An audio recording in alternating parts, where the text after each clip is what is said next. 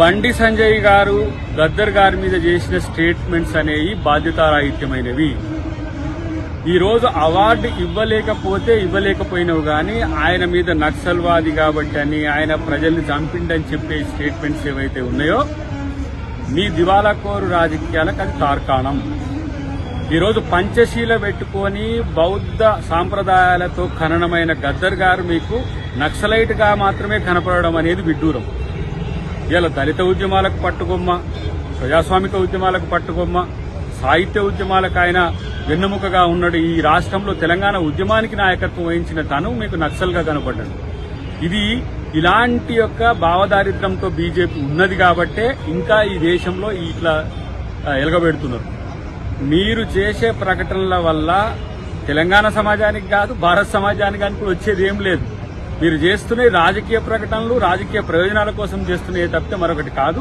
అన్నిటికంటే ముఖ్యంగా మిమ్మల్ని కలిసి భారత రాజ్యాంగాన్ని కాపాడండి, పార్లమెంటుకు అంబేద్కర్ పేరు పెట్టండి, పార్లమెంటు ముందు అంబేద్కర్ విగ్రహం పెట్టమన్నప్పుడు మీకు నక్సల్వాదే కనపడ్డా, అంబేద్కరిస్ట్ కనపడలేదా అని చెప్పి ఆలోచించాల్సిన అవసరం ఉంది.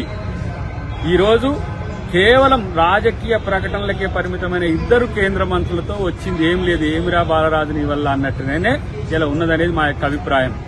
సమతామూర్తి విగ్రహం ఓపెనింగ్కి వచ్చినప్పుడు అక్కడ రామానుజం గారి పాట పాడుకుంటూ ఉన్న గద్దర్ గారు మీకు కనిపించలేదా?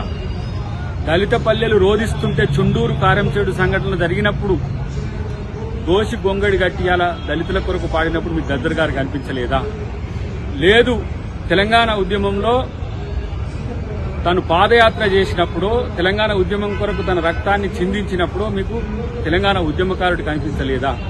గద్దర్ గారి మీద ఇలాంటి బాధ్యతారాహిత్యమైన ప్రకటన చేయడం అది బండి సంజయ్ గారి వ్యక్తిగతమా, బీజేపీ పార్టీ విధానమా, లేకపోతే కేంద్ర ప్రభుత్వ విధానమా? లేదు అంటే కేంద్ర ప్రభుత్వంలో ఉన్న హోంశాఖ యొక్క ప్రకటన ఇది తేల్చుకోవాల్సిన అవసరం ఉంది. ఆపరేషన్ కగార్లో మీరు కంగారు పడుతూ ఇలా గద్దర్ గారి మీద చేసిన స్టేట్మెంట్స్ కు డెఫినెట్ గా మూల్యం చెల్లించుకుంటారు. ఇప్పుడు రాష్ట్ర ప్రభుత్వం మేము అధికారికంగా ఆయన యొక్క జయంతిని 31వ తారీఖు నాడు చేస్తున్నాం. ప్రభుత్వమే నేరుగా చేస్తున్నది. ప్రభుత్వం సరైన వ్యక్తులను ఇవ్వలేదు అని చెప్పి, ఎలిజిబిలిటీ ఉన్న వాళ్ళని ఇవ్వలేదని చెప్పి మాట్లాడడం అనేది సిగ్గుచేటు.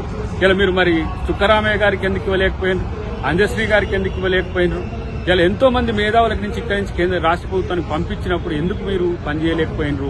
అది చేయకపోగా ఇలాంటి ఏమంటారు వేస్ట్ కామెంట్స్ చేయడం వల్ల మీ పార్టీని చెత్తబుట్టలో వేస్తే భవిష్యత్తులో బీజేపీ భూస్థాపితమయ్యే రోజులు భవిష్యత్తులో ఉన్నాయని చెప్పి నేను హెచ్చరిస్తాను.